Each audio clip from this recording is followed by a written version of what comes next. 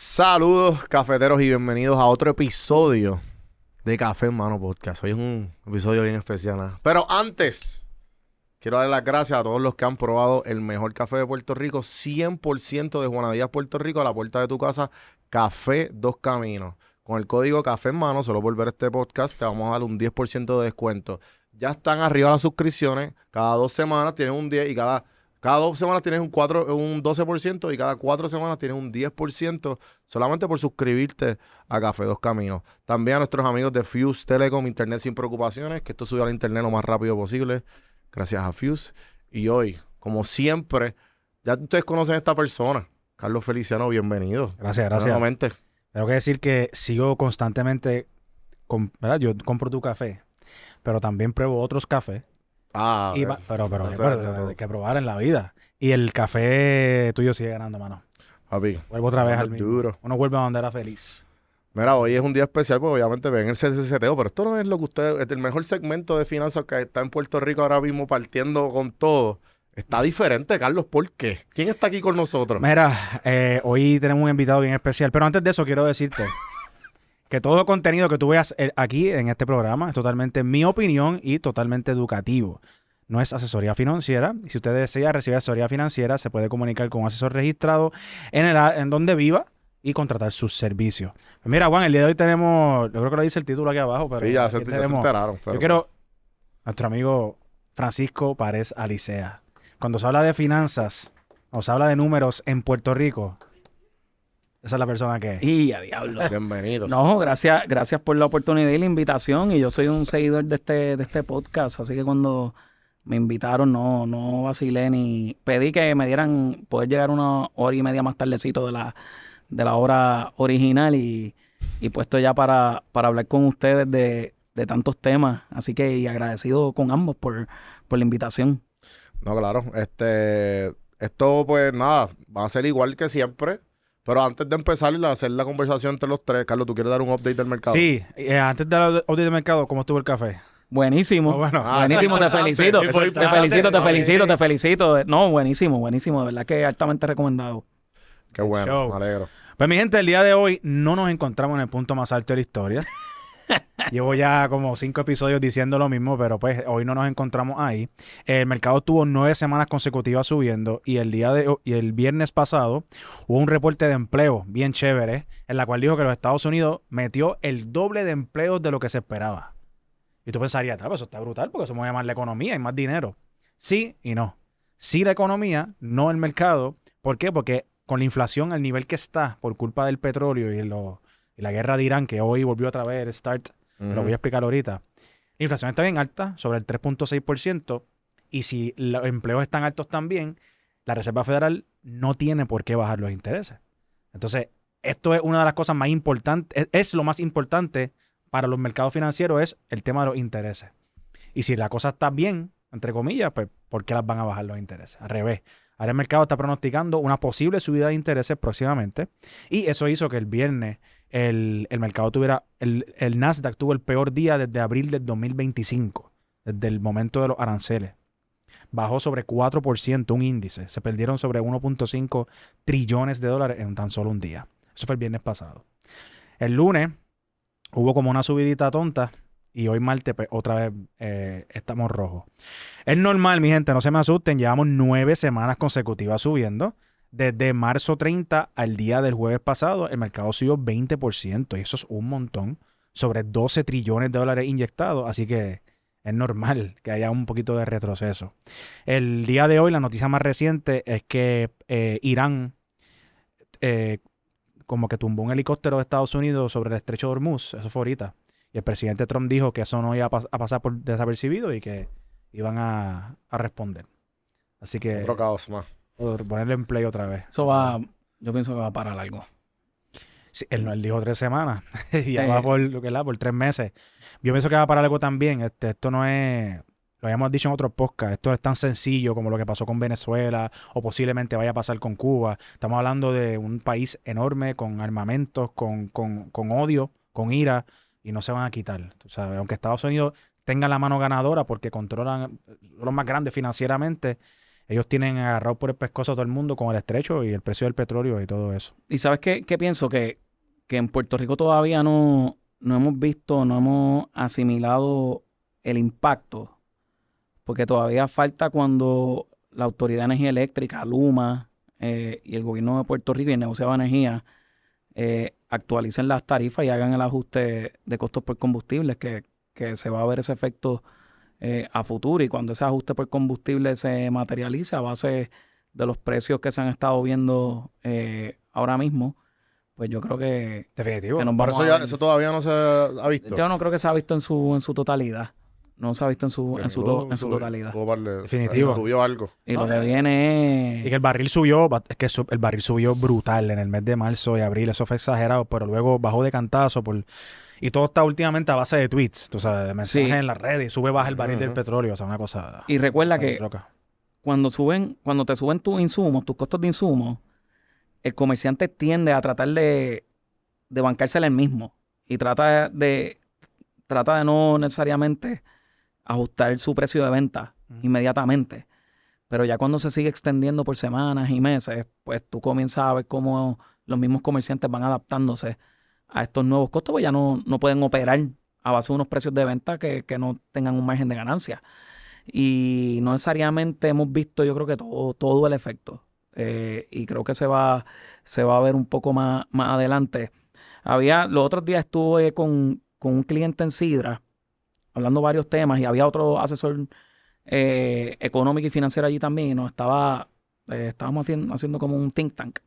Y él comentó algo que a mí yo había pasado por desapercibido, que era como una encuesta que hace, entiendo que es la Cámara de Comercio, y el 60% de los comerciantes encuestados percibían que ya Puerto Rico estaba en una recesión. Entonces, típicamente eso oscilaba, me comentaba él, entre el 30 y 40%. Entonces, cuando ya los comerciantes en su mayoría comienzan a sentirse que estamos en una recesión, pues no es necesariamente, y eso era en el 2025, antes que explotara este conflicto, pues ya te deja saber más o menos la ruta a la que podemos ir, o a la que estamos yendo. No, y si nosotros dejamos llevar por el PIB, ¿verdad? Mira, en inglés el Gross Domestic Product, en español el Producto Interno Bruto, y tú ves la clase cómo ha subido o ha bajado, tú puedes determinar si tuvimos una recesión, aunque sea técnica. Yo lo dije en noviembre del año pasado, en un podcast aquí, yo dije que Puerto Rico estaba en una recesión. Ese clip se fue súper viral, recibí 3,000, de esos 3,000 mensajes, 2,990 fueron diciendo que yo estaba loco y que no sabía lo que yo hacía y que me iban a llevar a la oficina de instituciones financieras porque yo estaba mintiendo. Y decía, es que ustedes no entienden una cosa. Tú puedes decir que estamos en una recesión porque lo viste en los números, pero es que la recesión ocurre antes de que los números lo digan. O sea, ya el impacto del consumidor, tú lo ves. En Puerto Rico los comerciantes están hasta aquí. Con los costos de producción, los costos de combustible, los costos de energía eléctrica, es casi imposible. Y si tú buscas el estudio, eso en Puerto Rico, en Estados Unidos, aunque no estamos en una recesión técnica ahora mismo, cuando tú buscas el reporte del sentimiento del consumidor, está en lo más bajo desde el 2022. O sea, la gente está gastando, cada vez que compran algo es con miedo. A niveles del 2022 que teníamos empezando la guerra de Ucrania y Rusia, y teníamos un mercado de bolsa de valores 22% abajo. Lo que pasa es que, en mi opinión, ¿verdad? Y esto no es la opinión de los muchachos, en mi opinión, todo esto que está sucediendo en Estados Unidos, que incluye Puerto Rico también, la manera en la cual el presidente o su gabinete lo están tratando de disfrazar es con el mercado de valores. Porque si se fijan, cada vez que hay un encontronazo, la cual están entre la espada y la pared, rápido dicen, sí, pero es que el mercado está arriba, mira tu plan de retiro, mira tu 401k. Pero fine, pero es que eso no es la economía. Eso no es equivalente a lo que está viviendo el 99% de la población de los Estados Unidos que trabajan cheque a cheque. Eso no tiene que ver, pero con esa manera lo están defendiendo.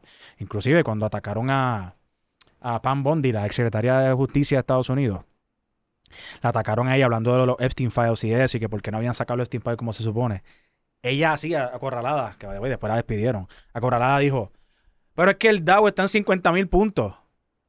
Como justificando la acción tan tenebrosa de los Epstein Files con el precio del mercado. O sea, que han usado en resumen, lo que han usado el mercado para tratar de defender todo, disfrazar todo. Estamos bien, mira el mercado cómo va. Exacto, mira el mercado cómo está, mira tu plan de retiro. Pero no importa que la gasolina esté, ¿me entiendes? El doble de cara, no importa que los productos estén... Bueno, salió el reporte de Puerto Rico.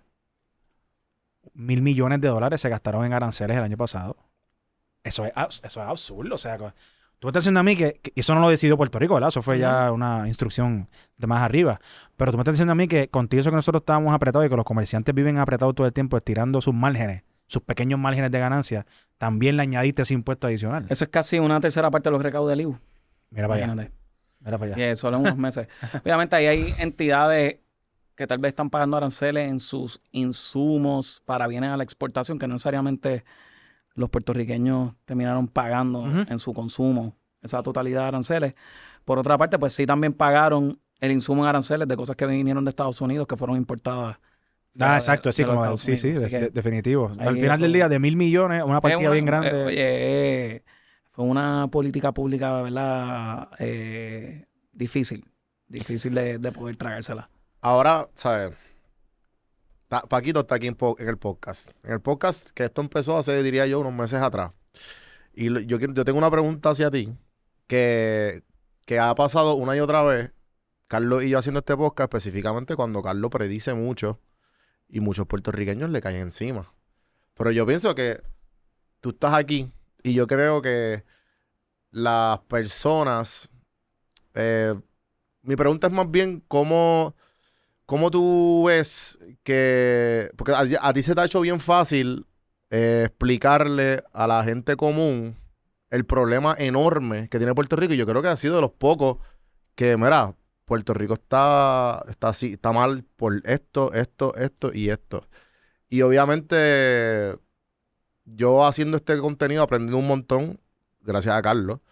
Pero pues obviamente... Estamos haciendo un poquito de lo grande que es Puerto Rico. Tú estuviste en la luz pública mucho tiempo. ¿Cómo tú puedes decir que la mente del puertorriqueño funciona en cuanto a entender el problema de Puerto Rico? Mira, yo creo que, lo siento como una responsabilidad. Yo lamento muchísimo de aquellos que creen que por cuestión ideológica pues uno debe hacer silencio y no decir nada. Los secretarios también se deben a una política pública que implementan y unos canales de comunicación que se tienen que respetar. Por eso hay un gobernador electo, porque hay personas que plantean, porque está hablando en esta etapa así. Bueno, porque antes era secretario y el secretario responde el gobernador de Puerto Rico. Si las personas desean que sus secretarios le hagan rebelión a su gobernador, pues quieren que con la violencia se resuelva algo que se deba resolver democráticamente. A un secretario no le corresponde sacar a un gobernador de la fortaleza. Le corresponde implementar la política pública electa por el pueblo, porque esos son funcionarios que la mayoría de los puertorriqueños eligieron en la urna, y eso se tiene que respetar con decoro. Y creo que es uno de los ajustes más difíciles que tiene que hacer un secretario de agencia, particularmente estas agencias que están en la Constitución, que llevan unos roles significativos, de poner a un lado la agenda personal de uno para implementar una política pública de la visión de un funcionario que fue electo por los puertorriqueños. Entonces, una vez renuncio, que estoy un año haciendo un silencio brutal, determino que el próximo paso es comenzar a divulgarle a la gente cómo yo veo la actividad en Puerto Rico, cómo yo veo la dirección en la que nos estamos moviendo. Y yo creo que responde a esa falta de valentía de los funcionarios electos de permitir que se compacte el sistema de gobierno de Puerto Rico y que sean unas políticas públicas un poco más compactas, porque Puerto Rico se preveía no hace tantísimo que íbamos a tener aquí casi 4 millones de habitantes. Y aquí vamos a tener suerte si de aquí a 15 años vemos 3 millones. Entonces, tú ves cómo hay una tendencia que irreversible. Puerto Rico no va a poder corregir su hecho de densidad poblacional a corto ni mediano plazo. ¿Por qué? Porque no maneja sus políticas migratorias. Tal vez tú pudieras corregir trayendo un montón de gente de fuera de Puerto Rico.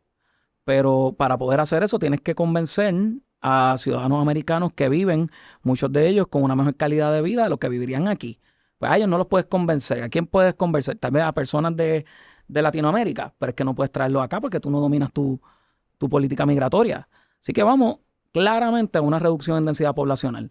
O podemos taparnos los ojos con las manos y hacernos los locos, que es lo que ha estado ocurriendo, o podemos fomentar, crear conciencia para que sea la misma ciudadanía que convenza a los políticos. Porque eso fue parte de mi frustración. O sea, yo me fui con muchos momentos bonitos en el gobierno, pero también fui reconociendo que ya yo no tenía esa capacidad de influir en los políticos sobre el próximo nivel de medidas que se tenían que tomar para encarrilar a Puerto Rico en una dirección que esté mejor preparado para cuando ya haya muchos menos puertorriqueños de lo que hay hoy. Cuando digo puertorriqueños, ciudadanos en Puerto Rico. Así que en ese sentido, pues yo veo esa preocupación y a lo que me he dedicado el pasado año. Tenemos que compactar el sistema de salud, tenemos que compactar el sistema de educación para no diluir los recursos. Si tú tienes, yo lo trato de explicar con la mantequilla. Tienes mantequilla y tú coges un poquito de mantequilla y la tratas de pasar por todo el pan, por toda esa libra de pan. ¿Verdad que no sabe a nada? Porque lo diluyes tanto. Pues lo mismo está ocurriendo con los servicios en Puerto Rico. Queremos diluirlos tanto que las personas no los pueden percibir, no se puede dar un buen servicio. Ahora, si tú consolidas tus pocos recursos, si tú coges una mantequilla, un canto de mantequilla y la pones encima de un pequeño pedazo de tostada, ahí te vas a ver. Porque hay más cantidad, hay más proporción. Pero eso, ¿sabes? Poderle explicar a la gente, ¿verdad? Estamos en un podcast de temas financieros, que hay instancias que menos es más. Menos recintos universitarios, por dar un ejemplo. Entonces poder consolidar esos profesores, los buenos profesores de allí, en menos puntos de servicio para atender más volumen en esos puntos y poder invertir en la infraestructura de los pocos recintos que queden en bienestar de la educación. ¿Cómo tú le puedes explicar eso a un estudiante que quiere un mejor sistema educativo, pero que se rehúsa a tener una conversación comprensiva y de sentido común sobre esto? Lo mismo con los hospitales. Es casi inmoral tú tener un hospital con camas vacías, abiertos, que tenga muchas camas en ocio. ¿Por qué? Porque eso acarrea un montón de gastos fijos, el hospital va a estar dando unas pérdidas brutales, no va a poder reclutar el mejor personal, se va a descapitalizar, si va a tener que tomar decisiones complejas de qué servicios da y qué no, dónde corta en cosas tan esenciales como es mantener la vida, preservar la vida. Pero si tuvieran menos hospitales, pero hospitales en verde, pues los puertorriqueños recibiríamos un mejor servicio. Pero ¿qué político va a explicar eso? Sí, es bien difícil. ¿Qué político va a explicar eso? Si aquí se criminalizó también el cierre de escuelas, porque estaban vacías. No las cerró el gobierno. Las condiciones demográficas fueron las que cerraron. Esta cifra que para mí es espeluznante. El sistema UPR va camino a tener más pensionados activos en su sistema de pensiones que estudiantes matriculados. Por eso yo digo que ya el propósito de la UPR dejó de ser educar. La misión de la UPR ya no es educar estudiantes universitarios.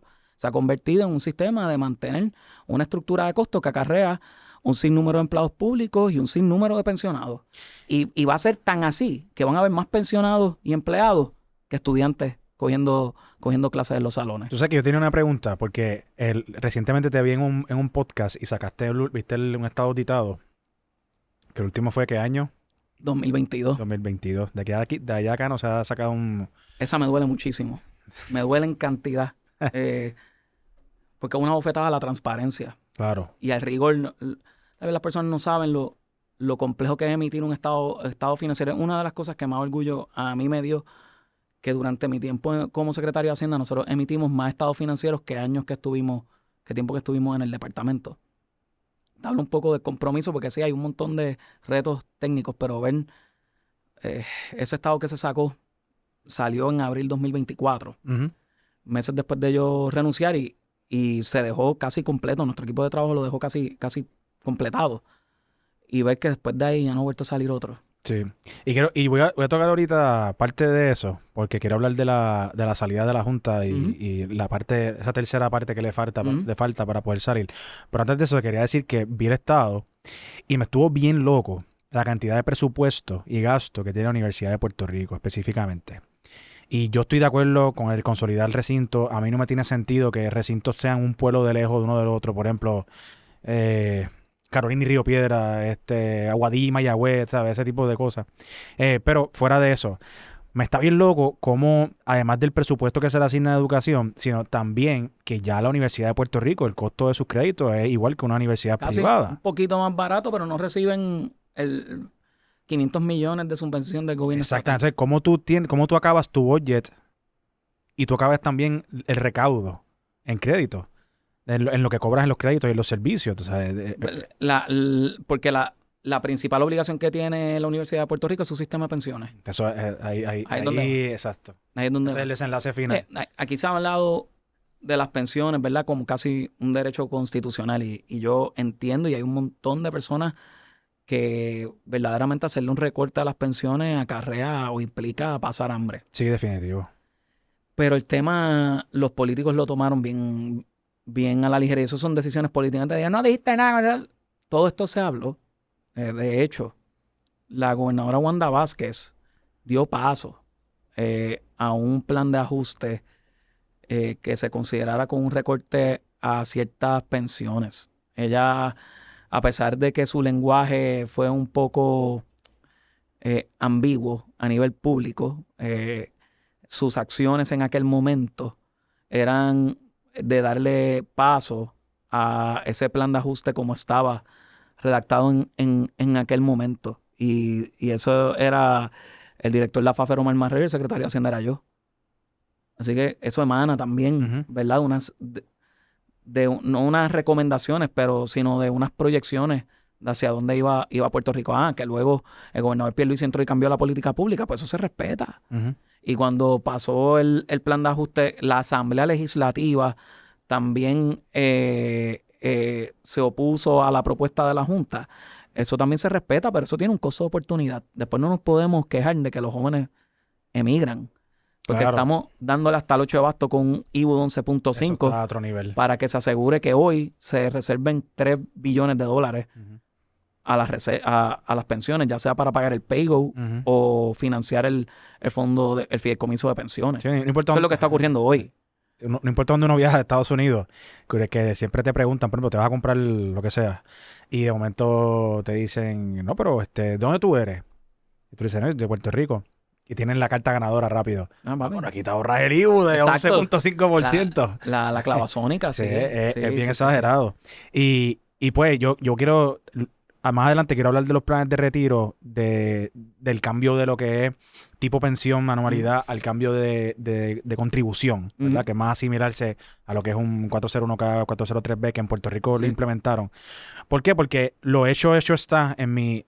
Siempre pienso, ok, vamos a seguir hablando del problema, pero ¿por qué no vamos a también hablar de cómo podemos solucionarlo en el futuro, a largo plazo? O sea, este tipo de herramientas puede ayudar muchísimo a evitar tener un presupuesto tan grande de pensiones dentro del gobierno si hacemos que las contribuciones dentro de los planes de retiro entre las ganancias y aportaciones sean muchísimo más. Pero eso quiero tocar un poquito después. Quiero preguntarte, Francisco, ¿a qué edad fue que tú entraste secretario al gobierno de Puerto Rico? A los 28 como secretario auxiliar de la interna. Pero tú entraste por Ricky, ¿no? Yo entré, sí, bajo el mandato de Ricardo Rosselló, pero yo respondía directamente al secretario de Hacienda, que era Raúl Maldonado. Ok, y te pregunto, ¿cómo hiciste esa relación? Yo sé la historia, pero es que quiero que... Pues mira, yo leí el libro que había escrito Ricardo Rosselló y voy a una librería en Santurce y me la encuentro.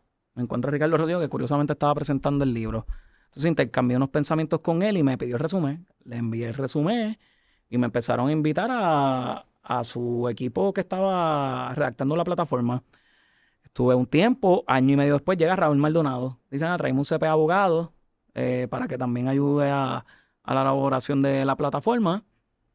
Y era Raúl Maldonado. Cuando Ricardo Rosselló gana, Raúl Maldonado llega a mi oficina y me dice, mira, mañana van a anunciarme como secretario de Hacienda y yo quiero que me acompañes, escoge el cargo que tú quieras de subsecretario para abajo. En aquel momento yo le había dicho a Raúl Maldonado, pues denme la secretaria auxiliar de política contributiva, esa es la que redacta reglamentos, los rulings, es casi como tener una copa de vino y hablar de políticas tributarias, una silla preciosa, por la función tan, vamos a llamarle, tan de política pública. Imagínate, es política contributiva, tú es la política tributaria del Fondo General. la redactas, la plasmas. Pero entonces, del equipo de Ricardo Rosselló, preguntaron a Raúl quién iban a poner a rentar interna y cuando no dijeron mi nombre, es como que, pero ¿por qué no van a poner a Paco? Y ahí viraron para atrás, papá, te tocó rentas internas. Y yo dije, bueno, yo acepto rentas internas si me permiten también dirigir política contributiva y Raúl accedió. Y ante esa oferta, pues me quedé dirigiendo esas dos áreas como secretario auxiliar. 28 años. A los Dios 28. mío. Y te pregunto, antes de eso, ¿tú tenías algún... ¿qué tú hacías? ¿Trabajabas en industria? Yo terminé siendo gerente del departamento de contribuciones de Deloitte. Gerente antes de los 28 años. Sí. Wow. ¿Tú te graduaste de high school en... Yo me gradué a 10 los... años? No, mira, me gradué a los 21 de La universidad. universidad. Cogí unos créditos adicionales con los repasos del CPA, trabajando en Doral Bank. Hace mucho... Bueno, no realmente Doral Bank, una firma que le daba servicio a Doral Bank exactamente, en la oficina de contabilidad allá. Y luego me reclutan en Deloitte a los 22 años. Y ahí trabajo unos 6, convirtiéndome en gerente de contribuciones. Y justo cuando iba a ejercer mi rol como gerente. ¿Alguna vez tú, verdad? Nosotros, yo creo que el contenido que hacemos aquí y el contenido que también haces y todo lo que habla es para ayudar a Puerto Rico a ser mejor. Me gusta mucho, como siempre que te veo o te escucho, hablamos de la conglomerado de Puerto Rico, el gobierno, de las pensiones, de los departamentos. Y yo creo que complemento mucho porque nuestro contenido es ya en la casa, en el hogar, ¿verdad? Porque se parece mucho. Sí, sin duda. No podemos podemos sí, ¿verdad? Pero si te molesta que el gobierno gaste más de lo que genera y que constantemente, ¿verdad? Hay un problema financiero sin tener la capacidad de emitir deuda como hace Estados Unidos, que el déficit lo complementan con deuda. Pero entonces en tu casa tú gastas más de lo que generas también. O sea que va desde el micro hasta el macro. Sí. Son importantes ambas. Sí. ¿Verdad? Y por eso tenemos una cultura de consumismo exagerada aquí en Puerto Rico y emulando también lo que es Estados Unidos y trepado con tarjetas de crédito en las nubes y todo lo que sabemos. Todo lo que hacemos aquí por Puerto Rico. ¿Alguna vez tú te viste como que sirviéndole al país como funcionario público? Yo soñé con ser secretario de Hacienda. Pero cuando entraste ya de gerente y de banquero y todo esto. Cuando ya en el 2013, yo recuerdo estar caminando por Plaza Las Américas y decirle a la persona que me acompañaba, yo voy a ser el secretario de Hacienda más joven en la historia de Puerto Rico. Wow, qué brutal. Una loquera. Sí. Porque yo, incluso en Deloitte, decido, oye, porque muchos de los que nos convertimos en CPA, en algún momento consideramos estudiar Derecho. Y muchos lo hacen. Y es una tremenda combinación. En mi caso, yo quería estudiar Derecho, pero voy internalizando que la experiencia que estaba agarrando en Deloitte, yo le daba más peso a esa experiencia que renunciar a Deloitte e irme a estudiar Derecho. Porque es difícil hacer ambas a la vez. Hay personas que lo hacen. Pero en mi caso yo no quería darle a medio pocillo en Deloitte porque yo estaba ascendiendo bastante rápido. En Deloitte, de hecho, yo, si no hubiese ido al departamento de Hacienda, yo me hubiese transferido a las oficinas de lo que se llaman Washington National Tax. Ya yo estaba en conversaciones, son un centro donde básicamente discuten todas las controversias técnicas de los clientes de Deloitte. Se llevan allá y mi expectativa era irme allí, hacer una rotación y después ver qué me trae el mundo. Pasa es que pues la vida me llevó al gobierno. Pero yo tenía esa curiosidad y decido hacer una maestría en taxes, que era lo que yo podía hacer y estudiar sin tener que renunciar o darle a medio pocillo en Deloitte. Y ahí mi mamá me dice, ¿pero quién estudia maestría en taxes? Y yo le digo, el que va a administrar el código de renta interna. Eso es cuento de ella. Yo no sé por qué tenía ese chip. Sí. Ese chip. Oye, y se dio. Se dio el mundo. Dio ese giro. Yo a veces no lo podía ni creer. Cuando ocurrió todo.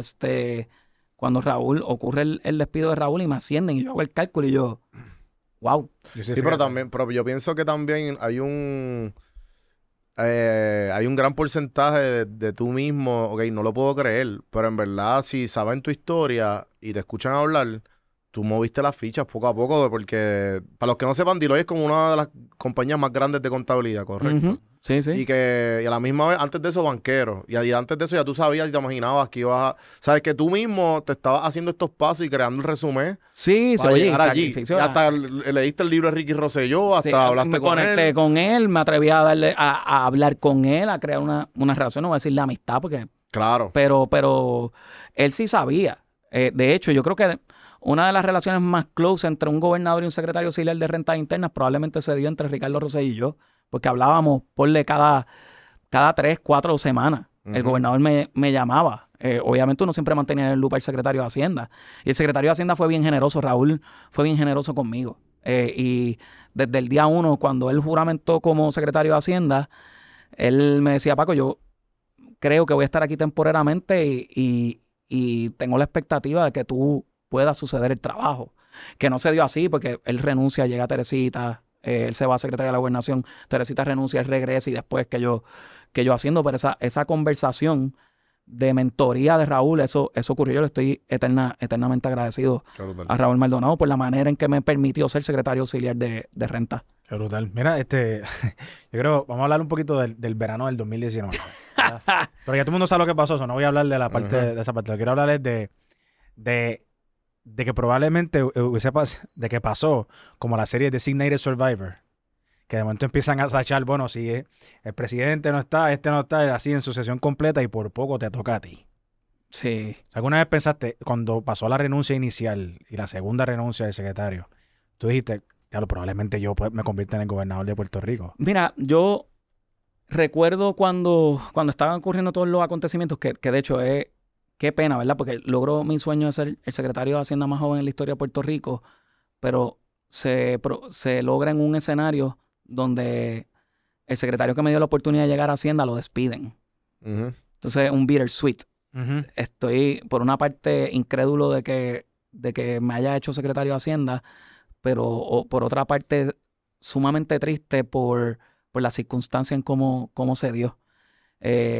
Habiendo dicho eso y votado ese golpe, mi nombramiento se confirmó como en menos de como en una semana. Y eso era solo para secretario de Hacienda. Cuando el gobernador le termina a renunciar y lo que da casi un espacio de 2 semanas para buscar un secretario de Estado que requiera confirmación de Cámara y Senado, porque en el caso del secretario de Hacienda solo se confirma el Senado. Tiene que buscar el refrendo de ambos cuerpos legislativos, no para ser secretario de Estado, para ser gobernador. Yo dije, esto yo lo veo cuesta arriba, que se logre ese consenso. Así que decido ir a donde la secretaria de Justicia, Wanda Vázquez, y le hago una presentación de las finanzas del gobierno, poniéndole al día con los temas de Hacienda.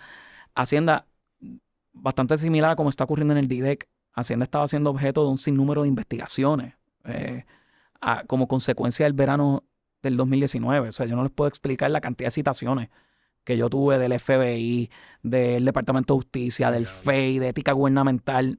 Un nombre, una agencia fiscalizadora, Ahí estaba. y ahí yo tuve que testificar. Entonces le estoy dando estatus de todo lo que está aconteciendo en el Departamento de Hacienda y los planes. Y ella me dice, como que se plantea, bueno, están dando esta presentación y yo, porque en el fondo sé que estoy hablando con la próxima gobernadora. Wow. O sea, yo veo bien complejo que esto ocurre y usted debe estar lista. So, pasan las cosas, termina la gobernadora Wanda Vázquez, hace una expresión en Twitter aludiendo que ya no le interesaba el puesto de gobernador. Y ahí sí te digo que me asusté. Me asusté, pues dije, espérate, esta persona que no vaya a tener... Oye, y se le ocurría nada. O sea, totalmente entendible. Un mental breakdown que decía, mira, esto yo quería ser secretaria de Justicia, yo no quiero ser gobernadora. Y la única manera de tú zapatearte de eso es renunciando. Entonces yo decía, a rayos. Si esta persona un día antes recoge y se va. Te toca. Entonces, ahí planteo al equipo de trabajo, mira, que cómo es el orden sucesoral. Y fue una reunión un sábado en equipo de trabajo y decía, mira, la Constitución dice que el gobernador debe tener 35 años a la fecha de la elección. Eso es lo que dice. Yo no tenía 35 años. Y la pregunta es, ¿qué hubiese ocurrido si tú tienes un secretario de Hacienda o un secretario de Justicia, next in order, ahí en en la línea, con menos de 35 años, ¿puede ser el gobernador? Bueno, lo que dice la Constitución es que tienes que tener 35 a la fecha de la elección. Pero ¿qué ocurre cuando una persona se convierte en gobernador por un proceso no eleccionario? ¿Aplica el límite de edad?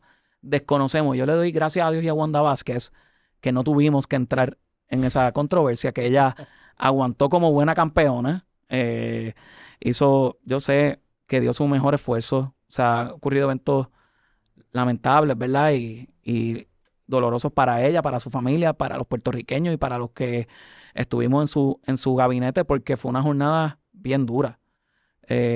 Allí en el gobierno de Puerto Rico en plena pandemia. Así que sí, me puse un poco nervioso en ese momento, porque la solución no, si hubiese llegado a mi orden, la única manera de yo evitar ser gobernador era renunciando. Entonces, imagínate, era tu sueño, ser secretario de Hacienda, y de repente te dicen, no, papi, tienes que subir, si no, tienes que renunciar. Y yo, a diablo. ¿Y me pareció injusto. 32, 33 años. En ese momento, 31. 31 años. Voy a ser el próximo gobernador. Pero... Una loquera, pero... Toca. Pero fue solo por ese instante y la gobernadora, ¿verdad? Asumió las riendas como sabíamos que tenía que hacer, porque no tenía muchas alternativas que digamos. Pero en el momento de tu renuncia, en el 2024, ¿no? Yo me acuerdo que en ese momento había una gran parte de la población de llevar tripiá. Porque yo creo que tú, viste, han habido muchos políticos, muchos secretarios que dan este toque de humanidad a su discurso. Además de todo lo que tú das, de la explicación de todos los números y más en tu especialidad, que es bien compleja. ¿Qué pasó por tu mente que tú recibías de la gente? Porque la gente, yo me imagino que en la calle te dijeron, ¿qué tú haces? ¿Por qué? Sí, ¿sabes? oye. Que me acuerdo que después fue que te casaste, después que empezaste poco a poco a salir las redes nuevamente, ahora estás en otros podcasts, que estás como que más activo, pero ese proceso debió ser bien fuerte para ti, siendo tu sueño ser el secretario de Hacienda. Fue la decisión más dura.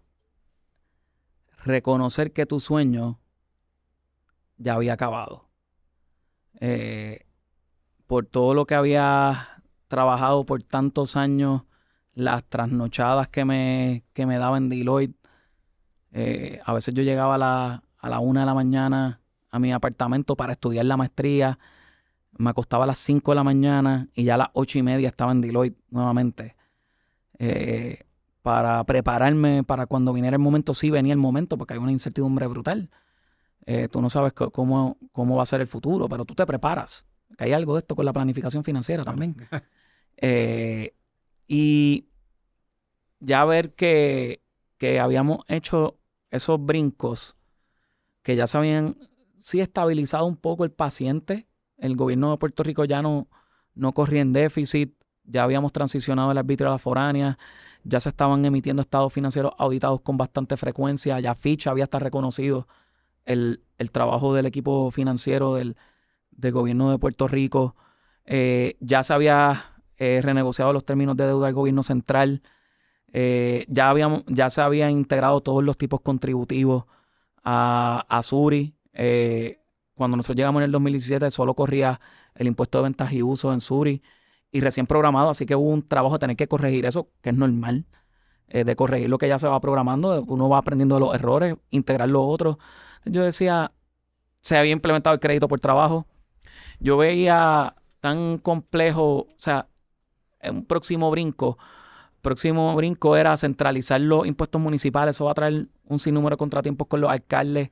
El gobernador Pierluisi tenía Cámara y Senado popular, que hay un aspecto político de oposición que se me estaba haciendo muy difícil poder impulsar medidas en la Asamblea Legislativa.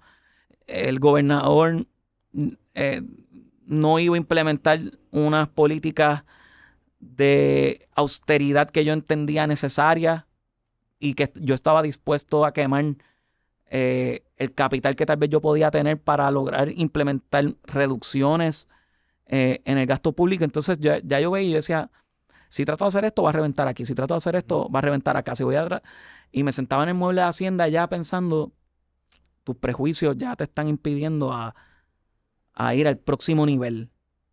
Y ese desprendimiento, oye, porque, brother, que se pega a los 31 años siendo secretario de Hacienda, mano, es un sueño. Es un sueño. Sí. Y tú voluntariamente decir, tengo que ser desprendido.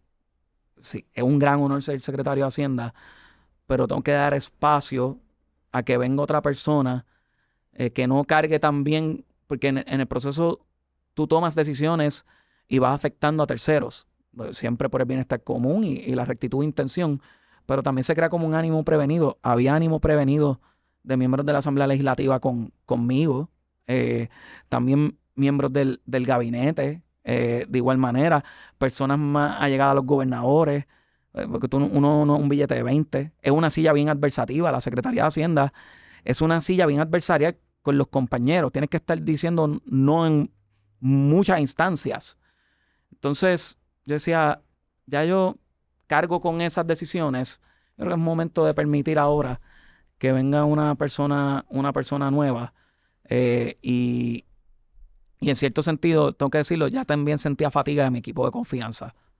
O sea, estábamos en Uncharted Territory, muchos años trabajando, y yo sé que también había algo de agotamiento. Hiciste lo mejor, probablemente. ¿Sabes? Ahí. Algo que yo quiero preguntarte es, tocaste algo ahí, una palabra clave que quiero traer. Y es que me gustaría que en esta mesa, yo creo que la persona que más sabe de números, que eres tú, le diga a la cámara que en Puerto Rico ya no se corre en déficit, Sí. que se corre en superávit. ¿Cuál es la cámara? Esta que está aquí. Esa que está ahí. Esa que está ahí.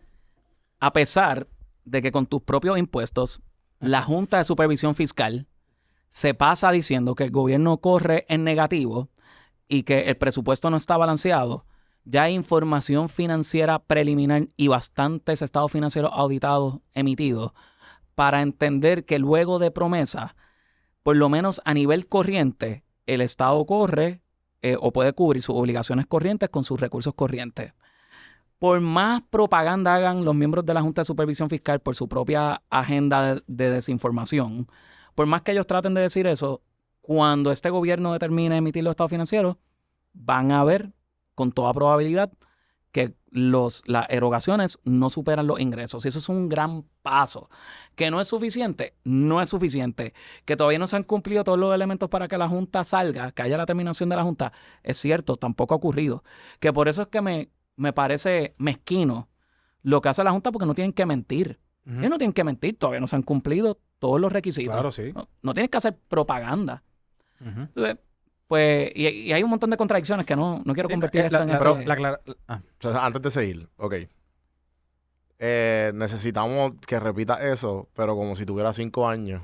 Porque sé que es bien importante. Tú estás queriendo decir que cuando tú saliste, todo estaba corriendo con lo que Sí. con lo que Puerto Rico hacía. Todo eso, pues nunca hubo negativo, como están diciendo en... Sí. Como el gobierno dice. Hubo un año que se corrió en negativo, que fue el año de la pandemia. Ok. Pero claramente los recaudos se colapsaron porque estábamos encerrados. Claro, sí. Y de hecho, mira, es tan contradictorio que hay varios años que incluso el servicio a la deuda, pre-plan de ajuste, hubiese podido ser cubierto con los recursos del Estado. Hubo años donde daba superávit, incluso con la política de contabilidad que nosotros asumimos, que era acumular la deuda inalterada. Nosotros en los estados financieros podíamos haber tomado 2 decisiones. Eso lo determinó Raúl en su momento y me pareció de mucha sapienza. Vamos a acumular el gasto tal cual como si la deuda no fuese a ser reestructurada. Ok. Y hay años que incluso daba positivo. Por eso yo escucho a varios analistas en una desinformación brutal, en un ranteo. Pero ¿por qué esto pasa? ¿Sabes? ¿Por qué están... ¿Por qué el pensamiento común es que Puerto Rico está corriendo en negativo? Porque se matiza, que corras en verde no significa que estás bien. Ajá. También tienes que ver la nomenclatura de tu gasto. Si me preguntas, por ejemplo, vamos a llamarlo un hospital. Un hospital dio positivo este año, pero invirtió poco en su clase médica, invirtió poco en su infraestructura, invirtió poco en tecnología, tuvo una reducción de visitas de los pacientes. ¿Realmente estás bien? está en verde.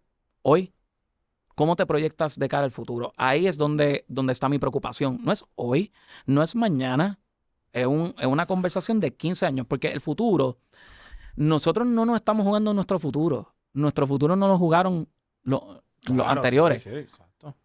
Nuestra suerte está echada, en términos generales, como sociedad. Nosotros estamos echando la suerte de nuestros hijos y de nuestros nietos. Porque la gobernanza es mucho más compleja. Los gobernadores que dicen, te voy a resolver las cosas. No, eso no funciona así. Es el camino, la ruta en donde tú estás dejando la cosa. Así que sí, hoy Puerto Rico, el gobierno de Puerto Rico genera más de lo que gasta. Eso sin lugar a duda. Por eso han habido incentivos reintegrables. Por eso se han podido hacer otros pagos, ciertos aumentos a unos grupos de los empleados públicos en Puerto Rico.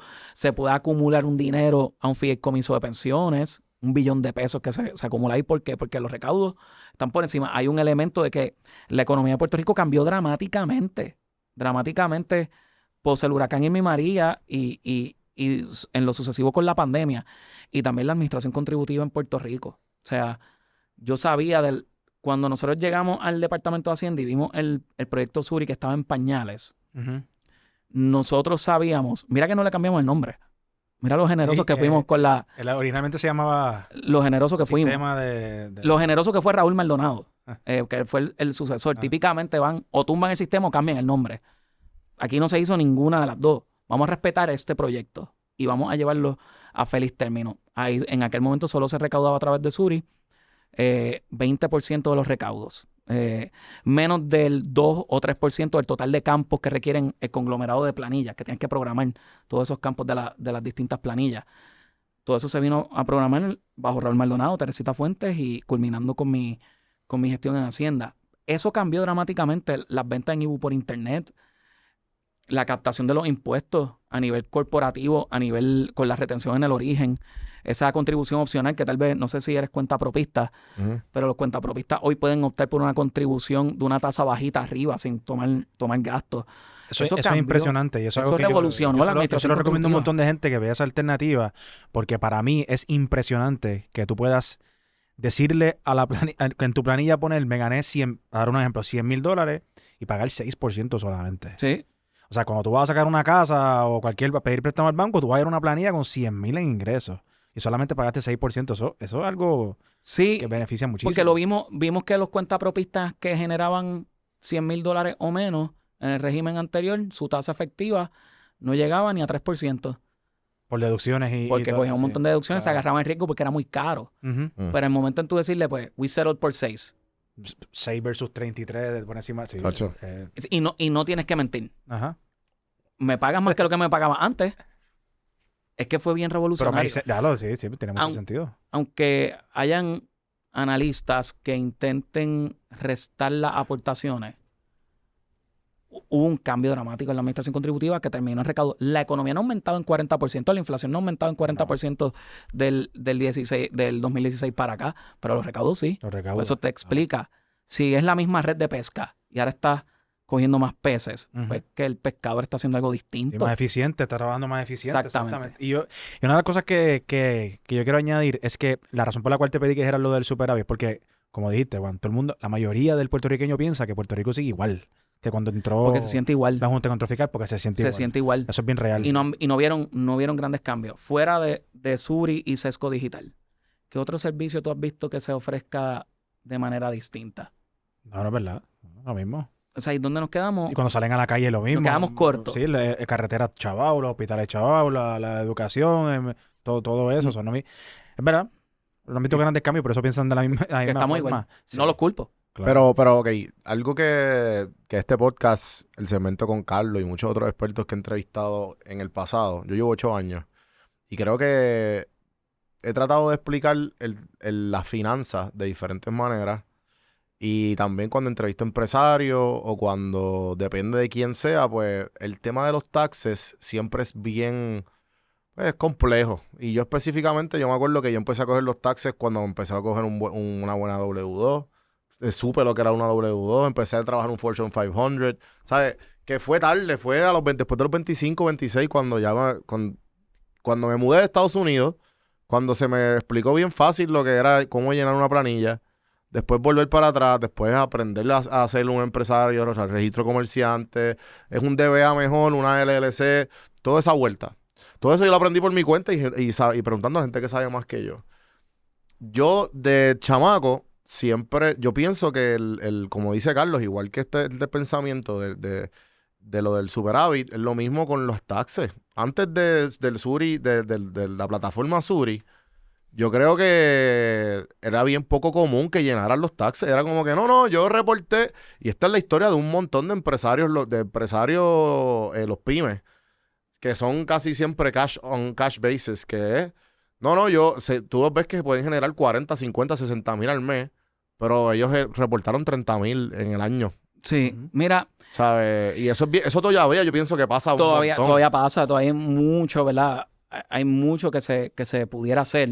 ¿Verdad? Les toca a los que administran hoy el Departamento de Hacienda continuar desarrollando, ¿verdad? También tienen, para ser justos con la administración actual, yo creo que Hacienda ahora mismo tiene 1.500 empleados. En mi época éramos 1.700, 1.800. Cuando Raúl Maldonado entró eran 2.700. O sea, ha sido bien pesada la situación con la empleomanía en el Departamento de Hacienda, así que se hace lo que se puede. Yo creo que el secretario actual no tiene ni un secretario de renta interna, imagínate. Yeah. No cuenta con Roxana Santiago, que yo la tuve, que fue mi secretario de renta interna, o el que fue, en mi caso, que lo que yo fui para Raúl Maldonado. O sea, el secretario actual hoy no lo tiene. Entonces tiene que pensar en la operación y la política pública, atender los políticos, los medios. Es complicado. Habiendo dicho eso, Suri dio mucha visibilidad y eso hay un elemento psicológico en la recaudación de impuestos, de hacerte sentir monitoreado. Y aquí es donde viene mi gran diferencia de política pública con otros secretarios de Hacienda que hubo anterior a mi tiempo en el departamento. Los contribuyentes tú puedes segmentarlos como una pirámide. Tu azapata son los cumplidores. Eso no importa qué, son como Carlos aquí. No importa lo que Hacienda le haga a Carlos va a cumplir. Pueden treparle la tasa al 97%, él va a pasar hambre, pero va a pagar las contribuciones. Esos son, en teoría, tu azapata, tu espina dorsal de tu sistema contributivo. Luego vienen los que toman riesgos. ¿Qué son los que toman riesgos? Pues soy un cuentapropista y me inventé gastos en mi planilla. Tomé riesgo. O envié planillas sin pago. Envié las planillas de IBU sin pago, esperando a que Hacienda haga una gestión de cobro. Son personas con valores y principios. Pero esos, con hacerlos sentir monitoreados, tienden a brincar, a convertirse en contribuyentes cumplidores. Ahora bien, luego, encima de eso hay literatura tributaria que te lo segmenta en dos, vinculado al lavado de dinero y el crimen organizado y los evasores. Pero para propósitos de hoy vamos a mezclarlo todo en una misma canasta. Esos son los evasores contributivos. Esos son criminales y tú necesitas todo el aparato del Estado. El Departamento de Justicia, los tribunales para meter los cañonazos. Y la literatura contributiva te dice, cuando tú cojas uno de allá arriba, tienes que esplumarlo para llevarle el mensaje al resto sobre la equidad contributiva. ¿Cuál es mi diferencia de visión? Que en el pasado se trataba el que tomaba riesgo. Creo que por no exigirse más, porque coger uno de arriba toma y necesitas tener un departamento de justicia robusto. Lo que no se dice, por ejemplo, es que yo iba con cajitas de pizza para el departamento de justicia a sentarme con los fiscales a discutir los casos de evasión. Por eso nos fuimos del departamento de Hacienda, nuestro equipo de trabajo se fue con 9 de los principales 10 casos. Pero estaba la secretaria auxiliar de renta, el secretario auxiliar de inteligencia y fraude, con las pisitas los viernes a sentarnos allá con los fiscales a discutirlo. Y las pizzas las pagamos nosotros de nuestro pecunio. Y llegábamos allí con Rodney, que era el jefe de delitos económicos, y todo el equipo de trabajo, Roxanne, a discutir los casos y decir, vamos para adelante. Ya este caso está ready, nos sentimos ready. Habiendo dicho eso, en el pasado cogían los que tenían deuda y eran estos despliegues de criminalizarlo. Y también tú puedes creer que está cometiendo delito y si tal vez tú te sientas en Hacienda, pues tal vez tú los procesas igual. Yo tengo un estilo distinto. Pero para decir la diferencia, un evasor es una persona que simplemente no rinde planilla. Divulga planillas falsas y fraudulentas. Como... Tú deberle al Estado no necesariamente es un delito. Ay, Sí, como puedes coger uno de los 9 casos, Sí, sí. de los... Pero no se puede hablar de eso.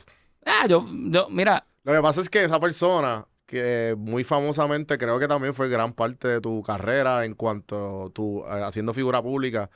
O sea, aparte de tú lo que tú hacías, pero cuando todo el mundo sabía quién tú eras, fue cuando pasó eso. mira, yo creo, Y esa persona, 2 años antes, Santi y yo le entrevistamos, él pasó por mí. Pero obviamente era otro tipo de persona. mira, yo hice mi trabajo y si lo fuera a hacer nuevamente, lo haría exactamente igual. Igualito. So, ese era uno de los Igualito. casos con pizza. Eso no está aquí por si acaso. No, y yo me responsabilizo como secretario de Hacienda en mi función ministerial de poner los carros donde los pusieron los funcionarios del Departamento de Hacienda. Yo me responsabilizo, yo fui el arquitecto de eso. Pero es Esos que carros como tú lo explicaste antes de esto, es básicamente lo que pasó. Yo hice lo que el libro dice que tengan que hacer. Y recaudamos como teníamos que recaudar. Ese año rompimos récord en recaudo. La cantidad de personas que voluntariamente llamaron el día siguiente, yo no te puedo explicar. ¿Qué? Espérate, ¿eso qué? Cuando pasa Cuando tú eso... das un bastagazo de eso, en la oficina de recaudaciones, en la oficina de inteligencia y fraude y de confidencia, se dispara dramáticamente. ¡Perdón! ¡Todo mi dinero! Hay un ¿cuánto debo? elemento. Hay un elemento. Hay un elemento psicológico de tú hacer sentir monitoreado a las personas. Por eso yo no era muy fanático de estos despliegues Sí, del embargo y tratarlos como si fueran criminales. Vete a justicia y procésalo.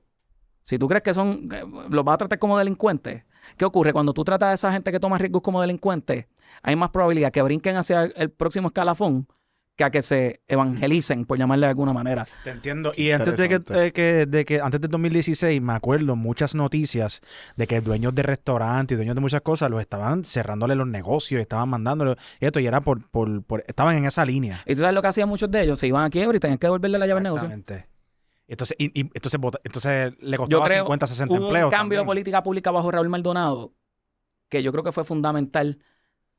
En el pasado, Hacienda no daba planes de pago a deudores de IVU. Oye, hay una filosofía que yo no menosprecio. Es una diferencia de política pública. Por eso los secretarios son seres humanos. Van a haber diferencias de criterio. En el pasado, Hacienda no daba planes de pago por IVU. Iban y cañonazos. No pagaban suplidores, tenemos todo guindado, el gobierno era un salpa afuera, no tomamos políticas de austeridad como se deben tomar, pero débele el IVU y te criminalizan, que está bien, está mal, pero ya te los deben, ¿qué vamos a hacer? ¿Los vamos a matar? Exacto. ¿Entiendes? Vamos a cerrarle el negocio para que se declaren en quiebra, entonces tienes que devolverle el negocio. Y votaste a 60, 100 Entonces, empleados. En el caso, cuando trajo Raúl Maldonado, me pidió, Paco, tráeme algo un poco distinto, más flexible, tráeme, y ahí redactamos la carta circular 1705, el plan de rehabilitación del contribuyente. Y ahí cambiamos el paradigma y dijimos, nosotros estamos dispuestos a entrar a un plan de pago de impuestos de ventas y uso. Y aumentaron la recaudación en esa forma. Mira, esos planes de pago entraban como 30 y pico millones de pesos al año. Wow. Es que son muchos cambios que la gente... Oye, yo no pretendo que un analista que está todo el día frente a un micrófono lo entienda. Claro. Pero se hicieron muchísimos cambios en el proceso que dieron unos resultados que dentro del análisis superficial y de desconocimiento, y no lo culpo, pues crea que es por osmosis. No sé, se hicieron un montón de cambios. Claro, que hoy corren superávit ahí. Eso es parte, eso es consecuencia de ese... Porque también te pueden decir, es por el stay de la deuda. La deuda a los bonistas, pero se asumió todo el sistema de pensiones. Claro. Al Fondo General. Se tuvieron que hacer recortes. Además de que desde el 2015 no se pagaba servicio a la deuda. Es que son cosas, o sea, si vamos a hablar de finanzas, yo no tengo problema. Si vamos a hablar de las finanzas del gobierno de Puerto Rico y criticar las gestiones de los secretarios, perfecto, pero vamos a hacerlo con el libro completo. No vamos a hacer con los bullets, ni lo que traiga un exfuncionario que te traiga ahí a tu atención para que tú lo escupas para el frente lleno de veneno. No. Vamos a sentarnos con el estado financiero. Exacto. Y vámonos de la A a la Z. De la A a la Z y criticar lo que se tenga que criticar. Si se quiere hacer un análisis serio, se quieren likes y videos en YouTube, pues puede hacer lo que hacen en algunas instancias. Claro. Algo que tú me traiste la vez que nos conocimos a colación, tú me dijiste, Carlos, tú estás nadando en contra de la corriente. Y yo me llevé eso, ¿verdad? Para adentro, pero de manera de motivación, igual que siempre. Y es porque en Puerto Rico vivimos en una cultura en la cual las personas tienen miedo al riesgo, tienen miedo a la palabra inversión aquí, eso es increíblemente un miedo brutal. Aquí cuando se habla de inversión solamente se habla de comprar cemento, por eso tenemos un sistema de bienes raíces extremadamente sobrevalorado dentro de Ujú. especialmente en el área metropolitana. Y algo que pues yo estoy tratando de dejar mi garrito de arena de que no es que sea uno o la otra, simplemente mira, tú tienes otra alternativa también en la cual ha demostrado en Estados Unidos que los norteamericanos, millones de norteamericanos, se convierten millonarios todos los años. El año pasado, Fidelity sacó un reporte que gracias a planes de retiro e inversiones en bolsa, 2 millones de personas alcanzaron $1 millón. Para que tengan, eso es impresionante. Y eso es algo que nosotros, en mi opinión, podemos ir emulando, obviamente educando, eso es lo más importante, a la cultura de aquí. La palabra garantía en Puerto Rico es chistosa para mí porque es lo que la mayoría de las personas buscan, pero es la razón por la cual Puerto Rico se fue a quiebra 2006, ¿verdad? 2007, 2006 cuando se fue a quiebra.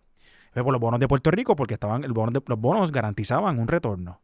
¿Verdad? Según lo que Sí. está escrito, los bonos, tú eres el primer asegurador en cuestión de, en caso de una quiebra, por lo tanto, los bonos siempre te lo venden. Y la como- Constitución decía que iban a cobrar ellos primero. Exactamente. Y si nos vamos a un bono corporativo en la entidad privada, son los primeros que pagan porque está dentro del balance sheet, está dentro de los liabilities. Y luego de los bonos está el segundo término de deuda, que ahí entran los warrants y las diferentes cosas. Luego están los preferred stock y luego están los retail stocks, que son cuando tú vas a Robinhood y compras un stock. Esos son los últimos, esos que los que a nadie le importa. Pero los bonistas siempre ha sido ese concepto bajo la Constitución y bajo política dentro de las empresas, que son los primeros que se pagan. Sin embargo, fue lo que llevó a Puerto Rico, ¿verdad? Y a muchas personas, muchos puertorriqueños, a perder todo su dinero. Porque yo doy fe que yo tengo muchísimos clientes que van a mi oficina y vienen con estados de cuentas de negativo 99% de que sus retiros y sus inversiones estaban en bonos de Puerto Rico. Y eso es un caso que no voy a volver a traer porque ustedes saben, estaban dando rendimientos de 11%. En Atorrey se pasaban Ferraris corriendo para ir para abajo vendiendo este tipo de productos. Eso, pues, Puerto Rico cae en una situación de quiebra, entra Promesa, nos quita la habilidad de coger prestado. Entonces, pues tenemos que reestructurarnos y si me equivoco en algo, me da saber. La idea de coger prestado, nos tenemos que reestructurarnos para aumentar los recaudos. Sí. Ahí entra nuestro invitado de aquí a hacer un gran trabajo. Entonces, luego de eso, ¿qué hacemos, verdad? Luego ahorita quiero hablar de la Junta de Control Fiscal y cómo sale, pero también quiero ahora incluir qué pasó con el sistema de retiro en Puerto Rico. Antes había algo que se conocía como la Reforma 2000, en la cual te daba estilo pensión anualidades, ¿verdad? Los retirados, que hoy tenemos muchos pensionados debido a ese tipo de situación parecida.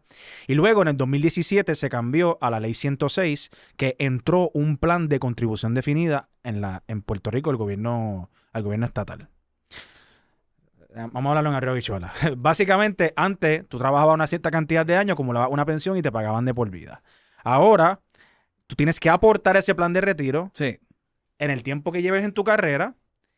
Y entonces, cuando te retiras, tienes una cantidad que tú puedes ponerle una anualidad o tú puedes hacer lo que te dé la gana con eso.